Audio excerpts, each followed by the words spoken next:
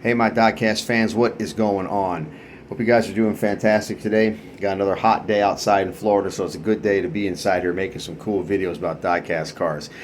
Before I get into this video, I want to acknowledge something. What you guys may or may not know is when I do these videos, the video you watched today was probably shot several weeks ago, like 2 to 3 weeks ago. So today is August 30th, almost the last day of August. We have one more day tomorrow. And so by the time you guys see this video, will probably be sometime in the middle of September, all right? But what I noticed was that during the week of August 24th to August 30th, I noticed that my subscribership went up exponentially. I went from something like, I think 69 or 70 subscribers up to like 88, okay? So that did not go unnoticed by me. So I just want to thank all you new subscribers who came on board during that week.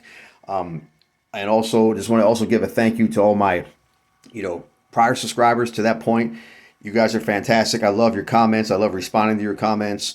And you're all fantastic. I got a fantastic fan base on here, and I just wanted to acknowledge that. You guys are awesome. You make my life, a greater joy than it already is, with, my wife and the home we share, and then sharing these nice little cars with you guys. I get a kick out of it. So let's dive into this, all right? What do we got today? So you have now seen at this point my entire collection of 1970s Matchbox. Now I'm going to show you my 1980s Matchbox castings. I do not have a lot of these at this point in time. I have maybe 2 videos worth of these to show you. But I got some nice models, and this is something I'm going to be continuing to accumulate as time goes by. I've actually slowed down on my diecast car buying for a while. I got other things I need to spend money on at this point. But I got some nice stuff to show you, and we're going to show these off to you, okay? All right, so we're going to start off with what's on the turntable. This is a 1979 F-150. They call this a Flareside. They don't call their trucks a step side when it has this style of bed. They call theirs a Flareside. And even though it's a truck from the 70s, it's still a casting from the 1980s. This didn't get released at Matchbox until 1982. That little blue speedboat that you see on there, that did not come with that truck. That actually was a separate item that I got. And I thought to myself, hey, the boat is blue and white, and so is the truck. I said to myself, that's a perfect match, all right? As I couldn't resist that. And yes, by the way, that boat does float. I tried it out. It really does float. Not very well. I mean, it actually goes into the water all the way up to the blue point. And if you give too big of a wave, it'll start to sink on you. So it's okay. It's just mostly for show anyway. So anyways, I need to get up and do something real quick. So just take a moment to admire that little truck on there. So Baja Bouncer, as that truck is called, that came in 2 versions. There was also an orange and white version. That's the version my brother and I had growing up. I didn't even know this blue version existed until I started eBay hunting. And I said to myself, I like that blue one even better. All right. Now, one of the first things I'll show you about this is Baja Bouncer really lives up to its name because it has one of the most highest travel and compliant suspensions I have ever seen on a diecast car. The only problem is it's a little bit soft because you saw what happens when you put the boat on there. It actually sags almost like a real truck. That's kind of crazy that it does that, but yeah, this has got one of the most compliant suspensions I've ever seen. The orange version we had was a little stiffer, so it didn't quite slop around like that. This was not a blister pack vehicle, by the way. This was actually a loose one. Very well preserved, as you can see. Faithfully replicated details. You got your F-150, I believe it says custom on there, because we have lack of body side molding, as you can see. Got the old brush guard on the front there. Kind of hard to make out the headlights with the lighting and everything. Baja Bouncer graphics. And this is a neat little custom touch they used to have back on trucks in those days. That little in-the-middle pop-up sunroof there. Okay. Got your ubiquitous roll bar, or I should say obligatory roll bar on there, and some custom side pipes. And you see right on there, I believe it says Flareside Pickup. Doesn't tell you if it's Ford. This is still made in England with the Lesney products by this point in time. You can see the little 4-wheel drivetrain, and there's no fewer than 3 rivets holding this baby together. But yeah, that's a really neat truck. I think I kind of would like to get the orange version too. That way I've got both versions. That's because, I really like Matchbox cars a lot. Their versions of vehicles are just actually some of the nicest ones I've ever seen. And then I'll just briefly show you the boat real quick. Just a simple little, speedboat. Almost looks like a 60s style speedboat based upon, its styling and such. Nice little metal trailer. I think the boat trailer and the boat is actually older than the 80s. I think this is actually a 70s piece. So we'll go with that. All right, moving on. Let me show you one of my perennial 80s favorites from Matchbox. So, you no doubt, especially you Gen Xers, you no doubt remember the TV series Hunter, right? With Stephanie Kramer and Fred Dryer, I should say, I'm sorry. Stephanie Kramer's character of Sergeant D.D. McCall, for the first couple seasons that show was on, this was a car she drove, the exact replica, a burgundy over silver Dodge Daytona Turbo Z. This came actually in a 2-pack that I found on eBay for a reasonable price. It also came with a Dodge Caravan. I'm going to show you that in the next 1980s Matchbox video, and that's going to be kind of mind-blowing because it's like, wow, how often do you see a Dodge Caravan done in die-cast? Not very often. But this is a really nice piece. It has an opening hood, but it does not stay open because the hinges are just not there. But it depicts fairly decently the 2.2 liter turbo 4-cylinder these cars had. These were supposed to give the Camaro and the Firebird a run for their money. And you can imagine with doing that with a 4-cylinder turbo versus V8s, they were actually pretty closely matched, at least in the early days. But, these were actually very sharp cars, especially in the Turbo Z trim. This would have had leather interior, a lot of power options, pretty comfortable for a sporty car. And they were just, very dramatically styled. You got this triangular quarter window, this very fast roof line. You got these doors. They got this interesting little angled kick in them right there.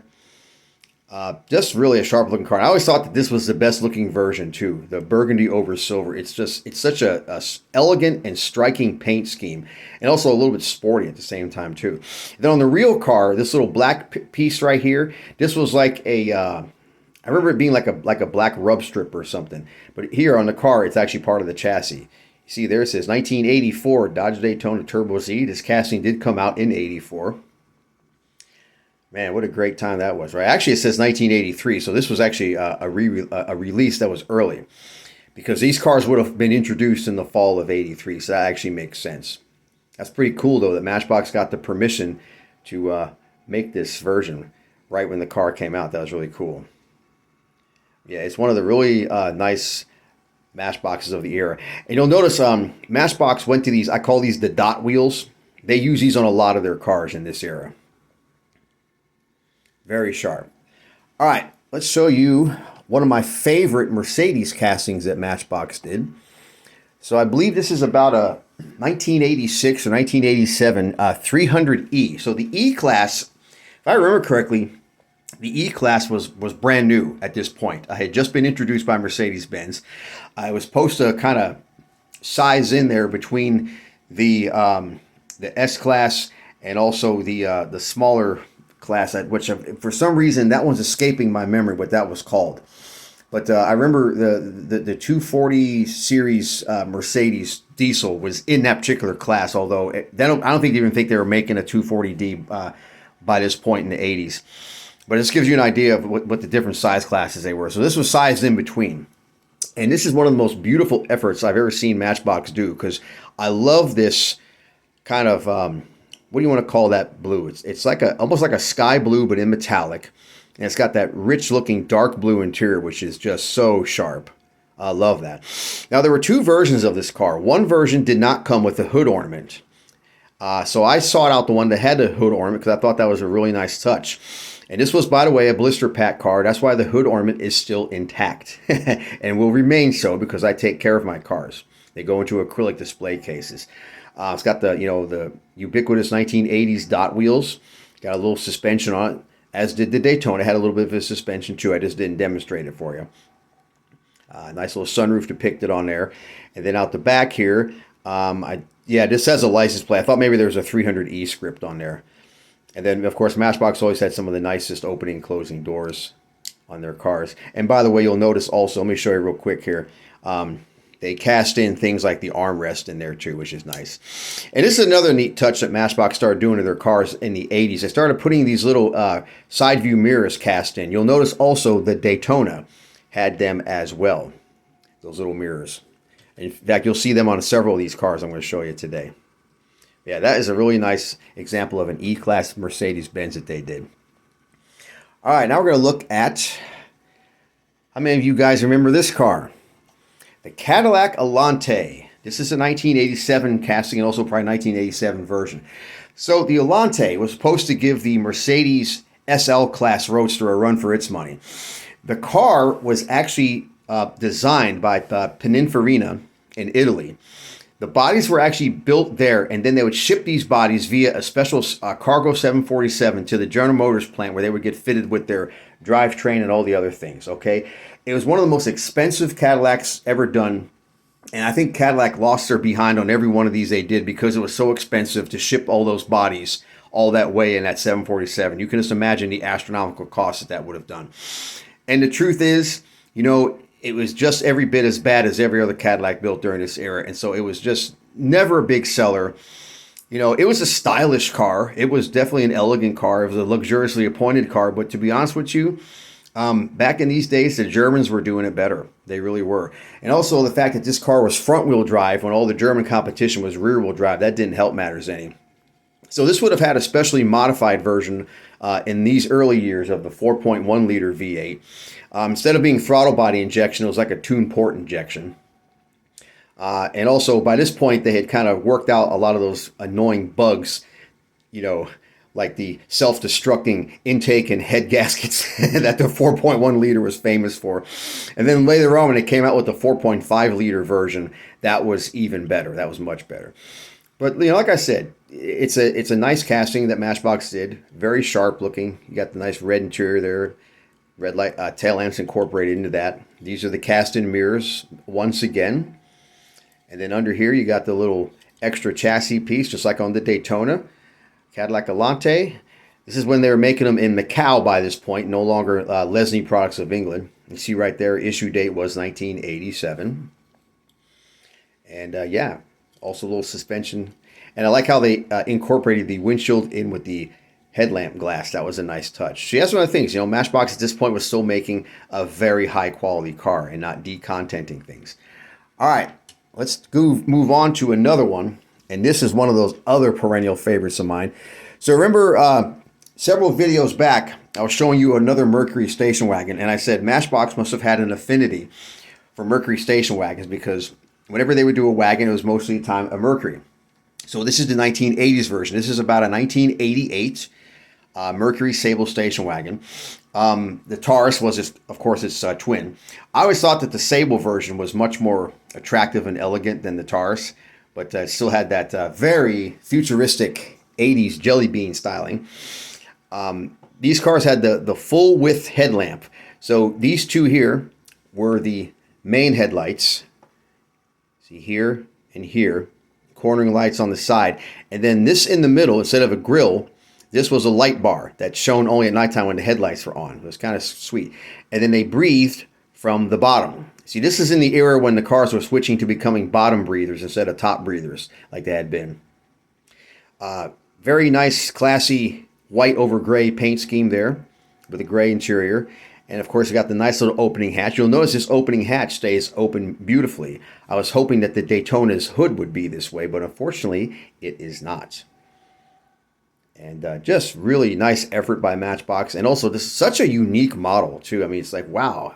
They did a Sable and they did the wagon version. It's just, I think it's cool. Because personally, I like station wagons. And I know a lot of you guys do, too.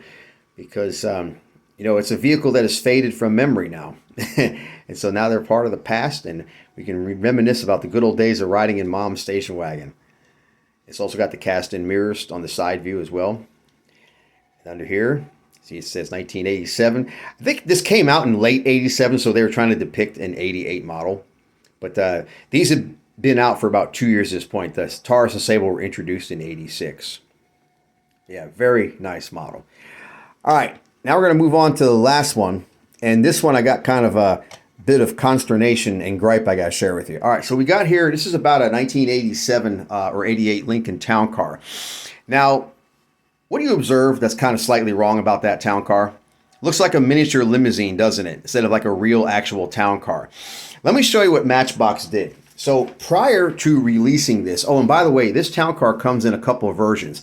There's a white version that I personally don't care for that much. I like the red version much better. This red version also comes where you'll notice on this one, the roof is the same color as the body. There's another red version that has a darker colored roof section right here. And then there's also the world class version that has rubber tires and a chromed out glass treatment. So you can't really see the interior, even though there is indeed an interior in there. So this is just one of the mainline Matchboxes. This is in the newer color red that they come out with. But the reason this car looks the way it does, where you got this extra window here, the sunroof's in the back, your funny looking bat wing antenna, and then the small rear window, is this is what Matchbox did. So prior to this car being released, they came out with this series. It's called Connectables, right? You'll notice one of the models is a Lincoln Town Car Limousine. So you can now see, if you look at the model and then look at the connectable, you see what Matchbox did? They took this part of the limo, this part of the limo, joined them together and created this casting. And the reason it irritates me so bad is like, really, Matchbox, you're telling me with all your development dollars and all the talent you guys have, you couldn't tool up a proper town car that wasn't basically two halves of your connectables put together? That is just so lazy and so cheap, and it just irritates me, man. Now, don't get me wrong, I like the model, but I don't love it, you know, because I think that this was a weak and bozo effort that they did by doing that. Making it the two halves, the front and the rear half of the connectables, and put it together, and they're like, we'll call it a town car. Yeah, right. It looks like a miniature executive limousine that they did this, and it just bothers me. They had an opportunity to do right by the town car, because let me tell you something. These were some of the best-selling and best riding and also most reliable town cars that Lincoln ever built. So yeah, guys, even though you know me, I love my Lincolns, but this Lincoln, I don't love it. I merely just like it because at least it's, you know, an effort. But yeah, that really irritated me that Matchbox did that. And, you know, I've already showed you, you know, how Hot Wheels did a similar thing with using the same chassis for Bywayman and Baja Breaker, even though one's a Ford and one's a Chevy. I thought that was really chintzy too. But, you know, what are you going to do? We're fighting corporate ghouls every step of the way, aren't we? All right, guys. Well, I hope you enjoyed that little Matchbox of the 1980s presentation. I got other Matchbox cars to show you. I got, like I said, so far, one more video's worth. And as I get more Matchboxes from the 80s in my collection, I'll be happy to show those off to you. So in the meantime, you guys enjoy yourselves. Thanks for all of your, you know, comments and your subscribing. I really appreciate it. And just God bless, and we'll see you in the next video.